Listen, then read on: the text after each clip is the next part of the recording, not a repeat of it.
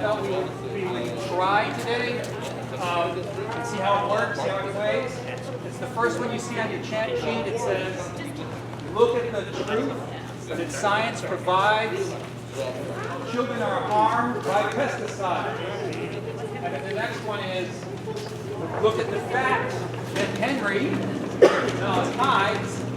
Children are harmed by pesticides. So the rhythm's been like, look at the truth that science provides. Children are harmed by pesticides. Yeah, so, otherwise. Henry hides. Children are harmed by pesticides. Look at the truth that science provides. Children are harmed by pesticides. Come in the light so I can see you. Acérquese poquito para la luz para que los pueda mirar. Oh no.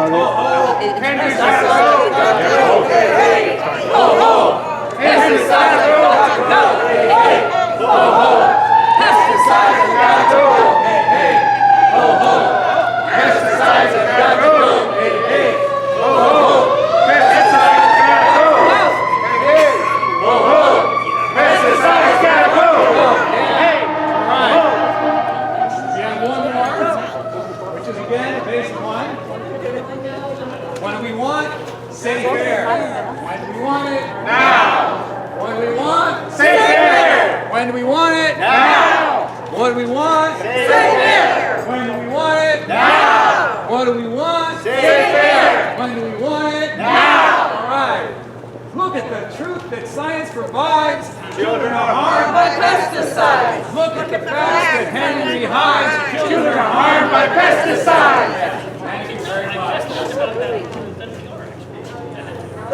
Look at the truth that science provides. Children are harmed by pesticides. Look at the facts that Henry hides. Children are harmed by pesticides. Do it again. Ready? Okay.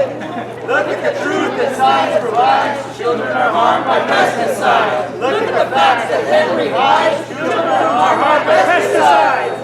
Look at the truth that science provides. Children are harmed by pesticides. Look at the facts that Henry hides. Children are harmed by pesticides. Hey, hey. Ho, ho. Henry Gonzalez gotta go. Hey, hey. Ho, ho. Henry Gonzalez gotta go. Hey, hey. Ho, ho. Pesticides have got to go. What do we want?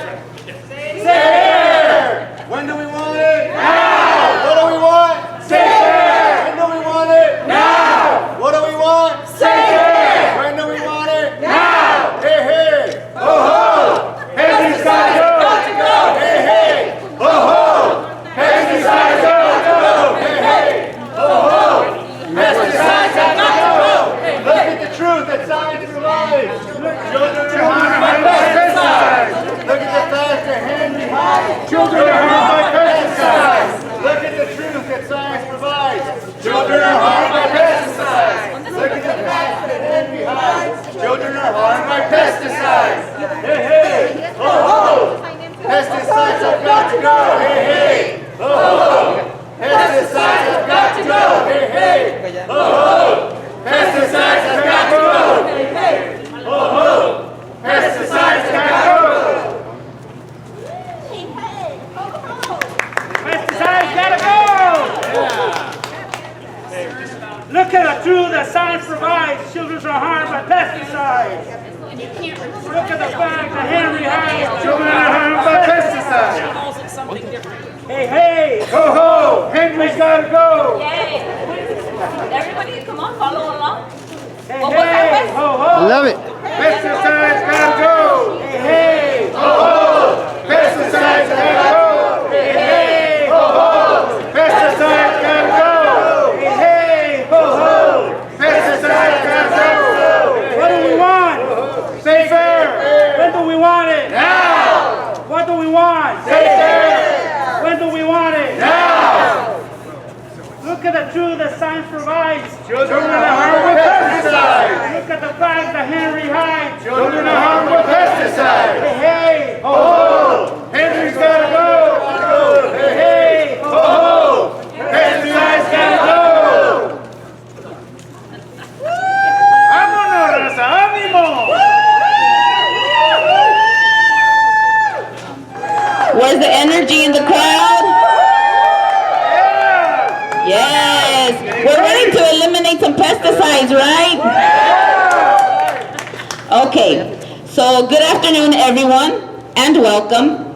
I am Yaneli Martinez, Greenfield City Council member, Safe Ag Schools organizer, and your host for the news conference, which is also sponsored by the Monterey Bay Central Labor Council. There is something in the air, right? And it's not good. It causes cancer. We usually hear this phrase, there's something in the air, and we think or we share a feeling around something hopeful, the holiday season, excitement, love.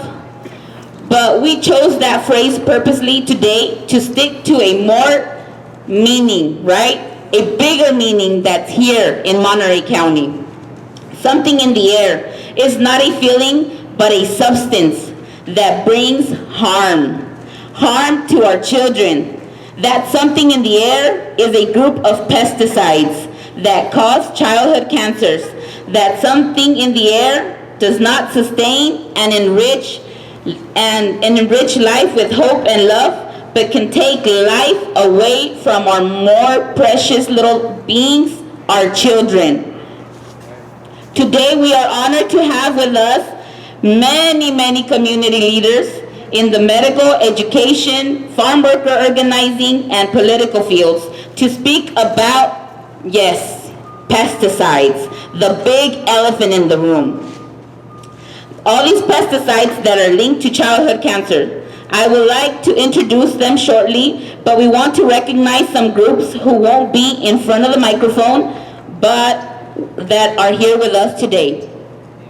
So help me welcome CSEA Chapter 35. Big round of applause. Teamsters Local 890. Milpa. California Teachers Association. Building Healthy Communities. Science for the People. The Progressive Democrats of Monterey County. The Purr Sisters of South County. And others that if I missed, please let Mark know and he will let me, he will give them to me and I will go ahead and introduce you. But we have many elected representatives. I know I saw Jane Parker, one of our big fighters. Big round of applause. Amazing woman, amazing leader. We also have, and we are honored to have, our current Board of Supervisors, Wendy Ashkew. Thank you. These are the type of allies that we need. We have Regina with us as well, Regina Gage. Who else am I missing? Greenfield's very own board member, David Kong, board chair, right? Safe Ag Safe Schools member as well. Who else am I missing? Oh yes, we have Anthony. You're going to hear from him pretty soon. But this is the message that we want to send. These leaders that I just named, we are elected by who? The people, right? So when we elect the candidates, because they're going to do a job for us. And by them being out here with us, standing with us for this fight, that sends a strong message that these are the type of leaderships that we need in office because they're going to protect who? Us, right? Our children. Yes. So, before I call up the first speakers, I want to ask the media guests to save their questions to the end of the news conference. After the last speaker is done, we will obviously have interviews available both in Spanish and English. Our first speaker is Erika Alfaro Lemmos. Miss Alfaro Lemmos comes to us today from Santa Cruz County. She is a public health nurse for Health and Family Services with San Mateo County, where she works as a nurse, a case manager for California Children's Services. She has been working in the nursing field since the age of 18 and is currently a leader of the Alliance of Nurses for Healthy Environments. Erika?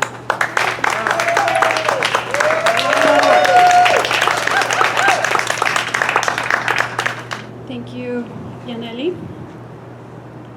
October is Children's Environmental Health Month here in California. So I'd like to start by reading the introduction to the House Resolution 68 that made the proclamation, which was co-authored by our region's Assembly members Robert Rivas, Mark Stone, among others. Yes, something to celebrate, definitely. The Santa Cruz County Board of Supervisors also passed a resolution recognizing this month as Children's Environmental Health Month. House Resolution 68. Our children are California's future and are especially vulnerable to environmental health issues because they are physiologically very different from adults and are in a dynamic state of growth. From birth through young adulthood, children experience rapid physiological growth that their system absorbs more toxins in proportion to the body weight than adults. Children also have higher metabolic rates than do adults, and relative to body size, children eat and drink more food and liquid than their full-grown counterparts. Children also have unique behavior and activity patterns. They live and play much closer to the ground than adults and therefore are exposed differently to toxins. Recent scientific research by the University of California, Los Angeles documents that certain pesticides are linked to increased rates in childhood cancers and brain tumors. And again, I love that I see the signs, which are very linked to exactly what this says. Certain pesticides are linked to increased rates of childhood cancers and brain tumors in the children of women who live during pregnancy, within 2.5 miles of fields treated with any amount of these pesticides. That research is why we're gathered here today. There were 2 scientific studies about individual pesticides linked to specific childhood cancers that were published in 2020 and 2021 from teams of researchers, the majority of whom worked at the prestigious University of California, Los Angeles, Fielding School of Public Health. For short, we will refer to these as the UCLA studies. The reports looked at the children born in rural California between 1998 and 2011. The cancers that developed before these children were 6 years old. The first of the UCLA studies, called the prenatal pesticide exposure and the childhood leukemia, a California statewide case control study. It found statistically significant correlations between 6 different pesticides and childhood leukemias. This is actually at times very difficult to read because these are the children that I serve, that I see, that I've worked with. And so it's astounding that these I know sometimes these numbers are numbers and they're there, but again, when a mother lives within 2.5 miles of any amount of the pesticides during pregnancy, this research found higher likelihoods of their child developing cancer before they turn 6 years old, from 77% to 238% higher chances depending on the pesticides. Again, I can't emphasize just how much this affects our California children, the kids that we're constantly seeing at hospitals. And these are our people, these are our kids, these are the children that live in this area. Similarly, the second UCLA study, titled Residential Proximity to the Pesticides Applications as a Risk Factor for Childhood Central Nervous System Tumors. The research found elevated risks of of development of childhood brain cancers from 60% to 152% higher with 8 different pesticides. I want that number to sink in just a little bit. Since the fungicide cresomoxin-methyl was linked to childhood cancers, in both studies, the total numbers of pesticides in this pair of studies is 13. So we will refer to this group as a toxic 13. In short, the new findings of these UCLA studies are that there are 13 pesticides that increase the chances of our children developing early childhood cancer from roughly 1.5 to 2.5 times, even if these pesticides are applied in any amount as far as 2.5 miles away. Pesticides drift from miles at harmful levels, but it should be noted that children are especially vulnerable and exposed to drifting pesticides, not only through breathing the air, but also from contact where the drifting pesticides may have landed, like our water, our ground, the clothes, and toys. I mean, who here has children? All of us. Yeah, exactly. I have nephews, I have nieces who play outside, and to think about the impact on the little ones, that they could just be doing what they do, play outside, and just suffer from these consequences, from these things that we know that one shouldn't be there and that don't have to be there. Indeed, the scientists in the second UCLA studies concluded that policy interventions are to reduce pesticide exposures in individuals residing near agricultural fields should be considered to protect the children's health. And indeed they should. And after looking at the local implications of the UCLA studies of pesticides linked to childhood cancers, later speakers will address such policies and interventions today. Thank you.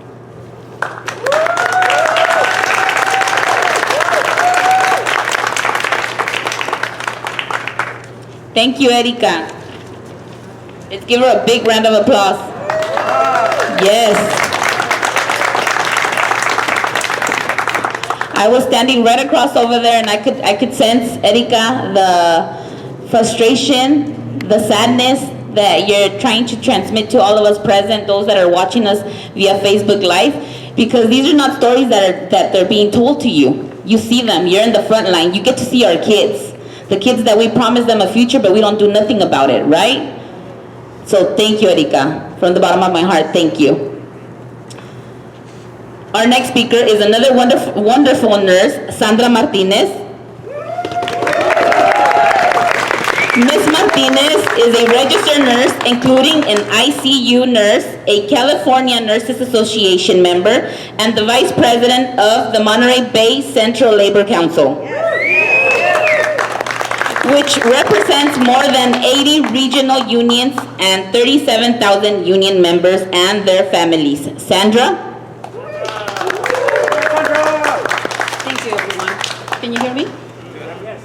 Hi, so we heard from Erica the two UCLA studies on pesticides and childhood cancers, and we want to tell you what it does to our, what does it mean for our Bay Area region. That is the general question we seek to answer in Californians for Pesticides report titled, There's Something in the Air and It Causes Childhood Cancers. A copy is in your media packets and can be emailed to you after the news conference. Our report looks at the regional impact of the Toxic 13 referenced in the UCLA studies. It investigates the worldwide regulation of the Toxic 13 and their use in Monterey and Santa Cruz County. California's system of designating certain harmful pesticides as restricted materials, which require a permit for their use, is largely a failure. One of the Toxic 13 is no longer registered for use in California, but of the remaining 12, only 4 are restricted. According to most recent state data, 11 out of the 12 registered for use in California are used in Monterey Bay region. In the years since the period covered by the UCLA studies, our analysis indicates that the annual acreage treated with any of the Toxic 13 has slightly decreased in both counties. But unfortunately, their use still remains very high, and use of 2 pesticides is actually increasing. Based on the most recent available data in a 6-year period from 1220 to 1218, use of these pesticides covered an average of 145,000 acres per year in our counties combined. Sadly, in the same period, the use of pesticides linked to childhood leukemias has increased an average 27% in Monterey County. Just want to emphasize, 27% increase of cancer among our children. That is not a statistic that is somewhere in a different part of the world. That's something that we healthcare workers are seeing in parents and the community. Whose kids are put most in harm's way due to weak California and county regulations allowing application of pesticides? Pesticides that for the most part are banned in other nations. The children in farm worker communities, the children who are predominantly Latinx. The California Department of Pesticides Regulations Environmental Justice says they want to be fair. Their webpage states, fair treatment means that no one group of people, including racial, ethnic, or socioeconomic groups, should be disproportionately impacted by pesticides. But we don't see fairness in our region. We actually see injustice, environmental injustice. In Santa Cruz County, 99% of the pesticides associated with childhood leukemia and 95% of the pesticides tied to childhood brain cancer were applied in just one zip code, 95076. That zip code is 71% Latinx and 24% white. In Monterey County, 88% of the pesticides linked to childhood leukemia and 90% of pesticides associated with childhood brain cancer were applied in Salinas Valley zip codes, a region that is 59% Latinx and 14% white. We believe that regulations allowing for such disparity among ethnic and racial lines are not just unfair, but immoral and illegal. Yes.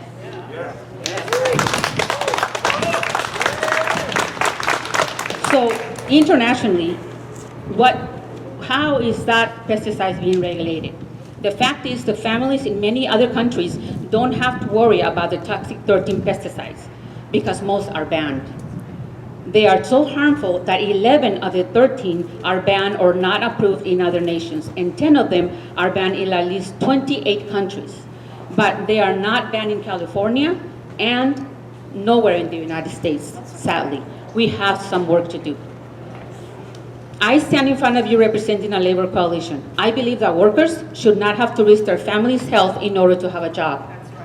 But without more protective regulations around pesticides, we are asking workers to risk their health and their families. As an ICU nurse, I see firsthand the ravaging effects of cancer. I'm telling you, the suffering and stress on patients and their families is just unbelievable.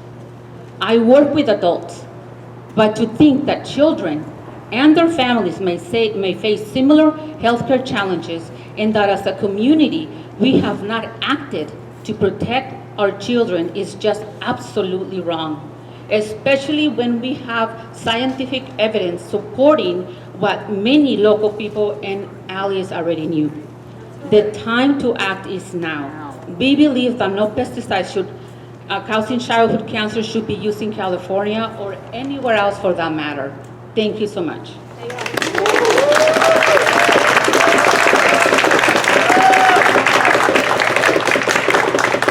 Thank you, Sandra.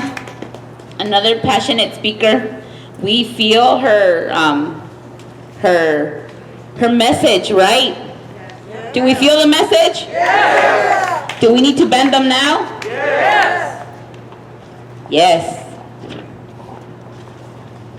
We are so lucky to have nurses like Sandra and Erika that, they're in the front line and they struggle to protect our children's health. We are blessed to have you ladies. Okay, I'm proud to say the next speaker is a Greenfield resident. Woo!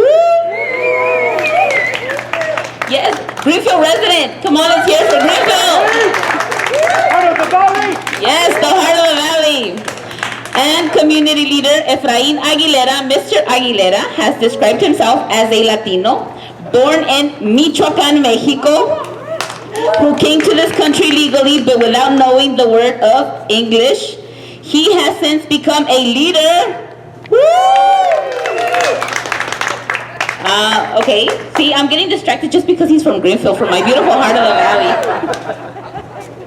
He is an agriculture division organizer with the UFCW, the Local 5, which represents thousands of farm workers. So let's give it up for my very own friend and hopefully future mayor of Greenfield in the future. Yes, yes, Mr. Efrain. You almost convinced me. Thank you, Yaneli. I would like to begin my comments with a quote from a champion of the labor movement that warned us about pesticides long time ago, Cesar Chavez, the co-founder of United Farm Workers Union. Back in 1989, a year after his protest against pesticides, in which he fasted for 36 days straight, Cesar Chavez said, quote, "In the old days, miners will carry birds with them to warn them against poison gas. Hopefully, the birds will die before the miners. Farm workers are society's canaries. Farm workers and their children demonstrate the effects of pesticide poisoning before anyone else." That was more than 30 years ago, my friends.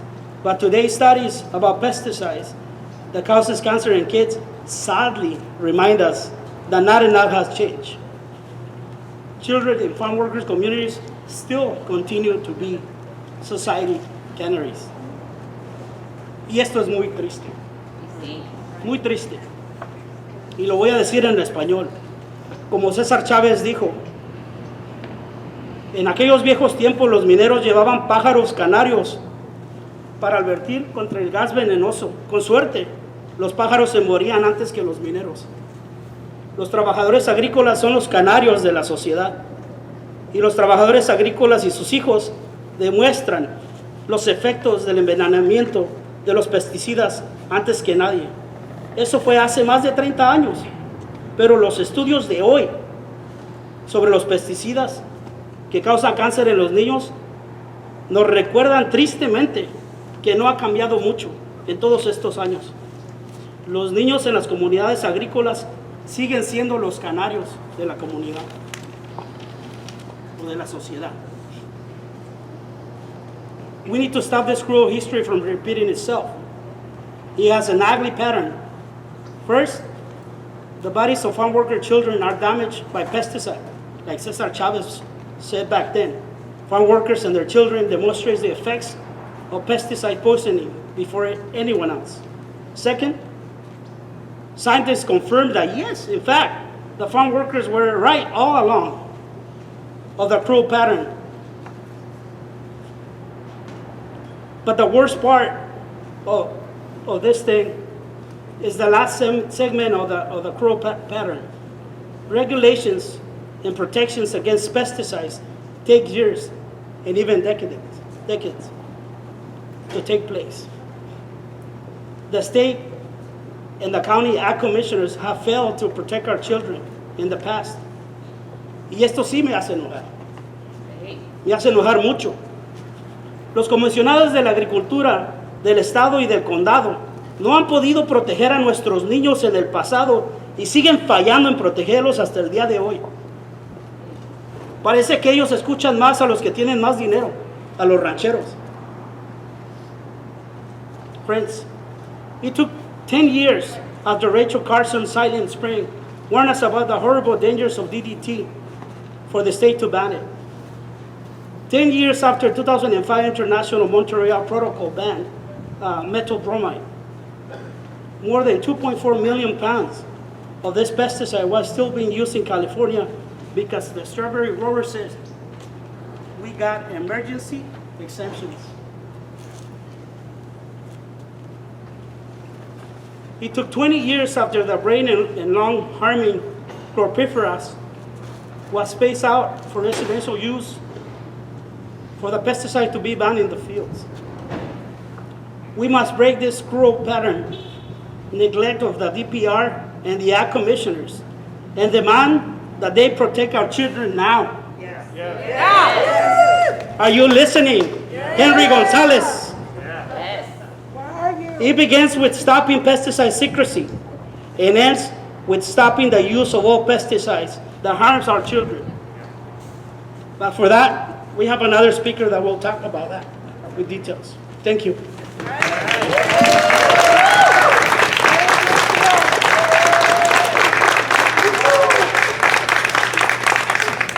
Thank you, Efrain. Next up is Nelly Vaquera Boggs.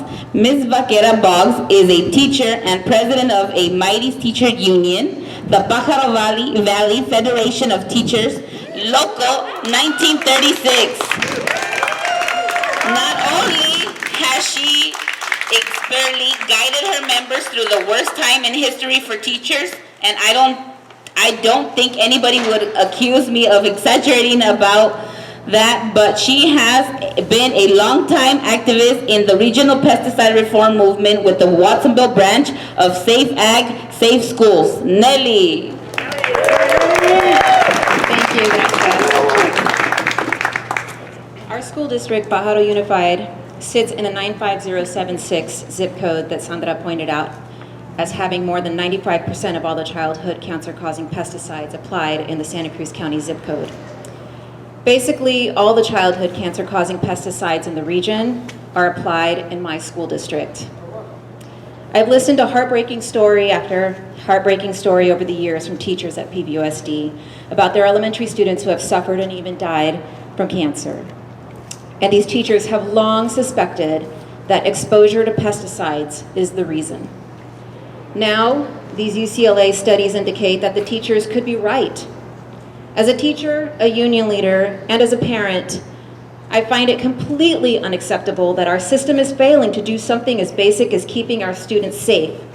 So as Efrain just said, we must break the cruel pattern of neglect from the governments that are supposed to protect our students, our children. Therefore, we must immediately stop pesticide secrecy. We demand the right to know in advance what, when, and where harmful pesticides like these that cause childhood cancers will be applied. Yes. Since the DPR and the Ag commissioners won't protect us from pesticides linked to damage as horrendous as childhood cancers, the humane action they can take right now is to give us a heads up so that we can try to protect our loved ones, our students, our patients, and our coworkers. Notice allows us to do what scientists recommend to put in place, that, things that we can put in place to reduce the risk of pesticide exposure, such as closing windows, shutting doors, staying inside, and avoiding application areas, especially if pregnant. We can't do that now because the Ag commissioners keep secret the plans for hazardous pesticides applications that growers must give them. These plans are called notices of intent, or NOIs. In this age of technology, a notification platform for this intent makes sense. We need to post the notices of intent to apply hazardous pesticides in real time. Yes. Just post it as public information. Counties are doing this right now for public health information relating to weather conditions and COVID-19. Implementing the immediate web posting of NOIs needs to be followed with the state and our counties moving to restrict the use of pesticides linked to childhood cancers. At a minimum, we call for 2 regulations. 1, the DPR and ag commissioners must implement a 2.5-mile buffer zone around homes, schools, hospitals, and other sensitive sites in which these pesticides cannot be applied. The UCLA studies confirm that pesticide drift is a hazard at much further distances than the current quarter-mile no-spray buffer zone around schools. I saw a sign in the crowd that says, "Will somebody please follow the science?" That's what we need. 2, all of these toxic 13 pesticides should at least become highly restricted material, if not banned in California. Now! Thank you, Nelly. So we're gonna go with our last speaker. And remember, media friends that are here, we are gonna have questions at the end. And there's several members here of SAS. All of you, the SAS members, raise your hand. Yes, all of you. So if you guys wanna have an interview in Spanish and English, more than available. We have many folks. I have something beautiful to say about the next speaker, but what I really wanna say about the speaker, that's why I was looking around the room. When you get into politics, right, Mark? I'm on Mark. Don't get me in trouble, Mark, for what I'm gonna say, but I'm gonna say it from the bottom of my heart. When you get into politics, you're told to act a certain way, to say certain things, to be a clean-cut politician, and it's really hard for me to fit into that category. But I'm not gonna talk about me. I'm gonna talk about this person because he's young, he's Latino, hopefully one day the next supervisor, yes, for his district, because this is the type of leadership we need, right? Yes, I don't need people to tell me with paper or every time a celebration comes around that yes, I'm with the community, I'm for the community elected me. No, I'm done with that. Are you guys done with that?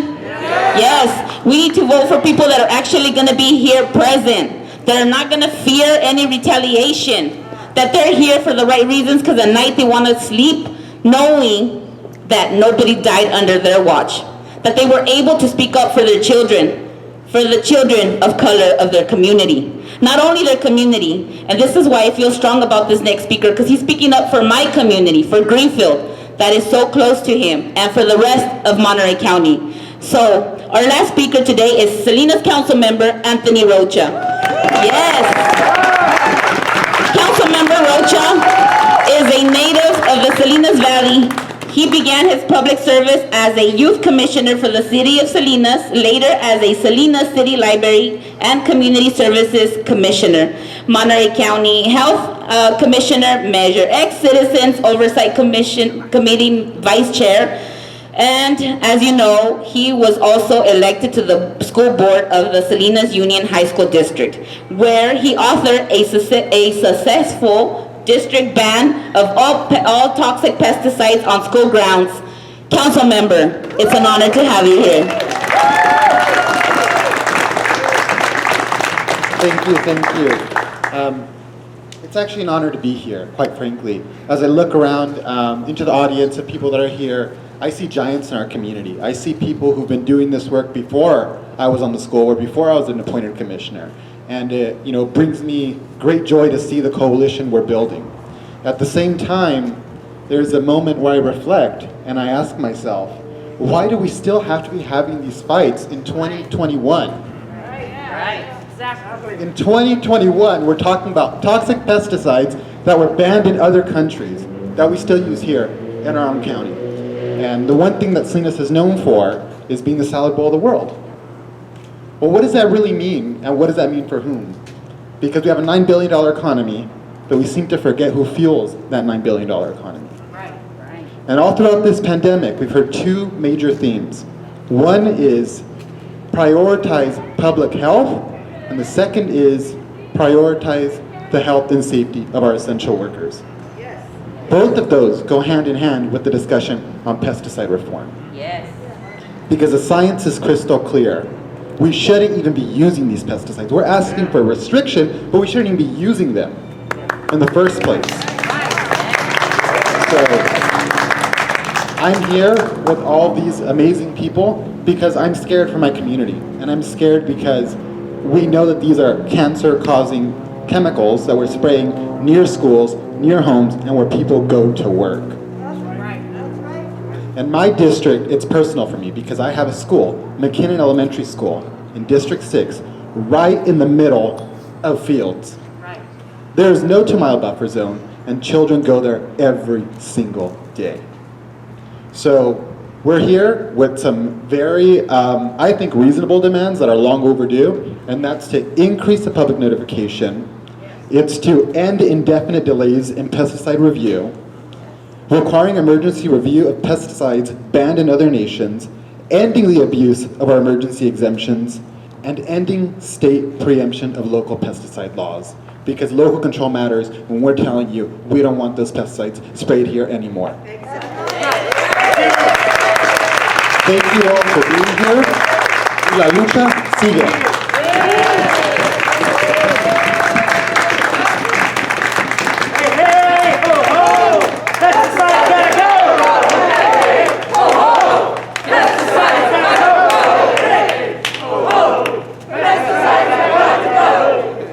Yes.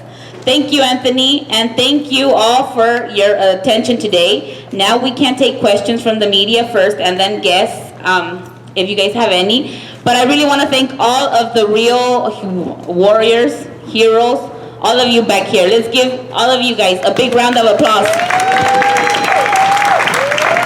Because like Anthony said it, some of you have been in this battle for 30, 40, some of us, we're just new to this fight. I know after long Anthony and I are gone, Africa, my daughter who's in the audience, she's going to be the next one picking up. And we don't want that. We don't want that to continue anymore, right? We want it to end here. We don't want our kids to be fighting this fight anymore. So thank you all. Mark? Nope. Anybody questions? We're all here. Feel free to ask questions, interviews in Spanish and English. Gracias a todos los que estuvieron aquí presentes con nosotros hoy, a los que nos estuvieron siguiendo a través del Facebook. Esta es una demanda que tenemos, que queremos resultados ahora, queremos pelear porque seguimos en la lucha. Hay miembros aquí que ya tienen 30 años, 40, muchos, y los que estamos aquí nuevos y no queremos que nuestros hijos sigan peleando esta batalla, ¿verdad? Tiene que terminar ahora. Y el mensaje es que ¿cuándo lo queremos? Ahora. ¿Mañana? Ahora. Ahora. Que nos escuchen. Así es que gracias a todos.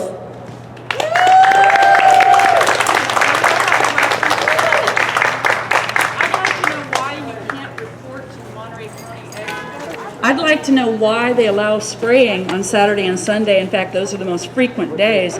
And yet when you have a concern and smell something you feel is a pesticide drift, you cannot report because the office is closed. They only do Monday through Friday hours. Their recording advises you to call 911, and I don't believe it's 911's job to investigate a pesticide drift. So thank you all for joining us. Make sure to connect amongst each other. If you guys have questions, interviews, please let us know. Yeah.